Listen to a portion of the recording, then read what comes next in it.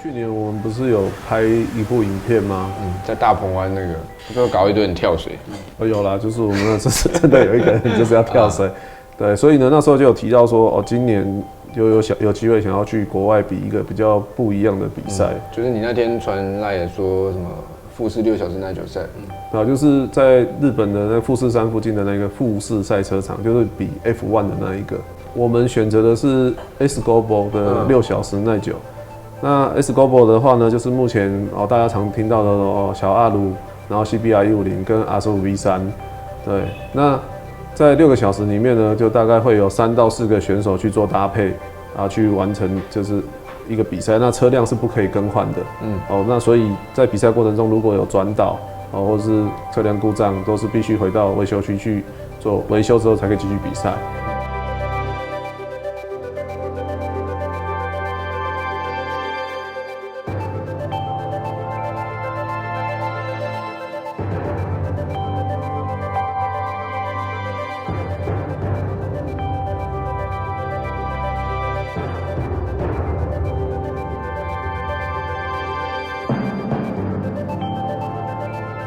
所以这一次其实就是我们跟你是想邀请我们一起去参加这个比赛吗？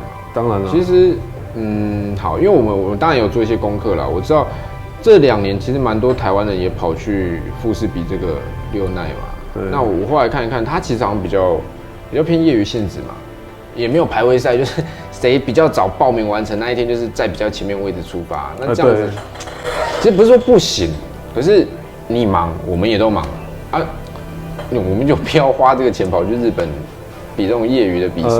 基本上啦，就是像我们也忙，那车队的技师们，其实大家就是车队的成员，包含选手大家都平常都是在上班嘛，所以也都是利用一些下班啊或者放假的时间来去完成这些车辆的比赛的相关准备嘛。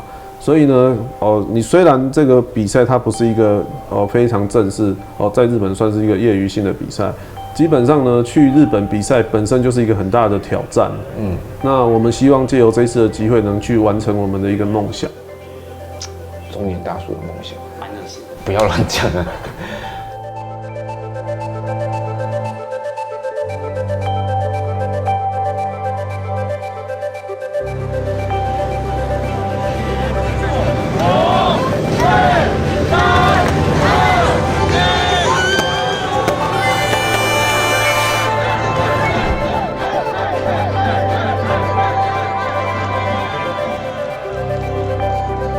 好啦，其实你问我们今天考虑很久了，基本上 OK。那你们另外一个选手是谁？因为有黄金搭档，我不希望我们队友太弱。就另外一个选手呢，是我们的车队的周胜祥选手，这个你应该听过，很熟。对，老屁股嘛。对。那还有另外一个呢是叶世豪。4个一队，你不是说大概通常是3个吗？基本上我们的安排呢是3位选手啦，所以呢在 Bike In 这边的部分呢，就是小山你跟义达2个选一个，2个选一个。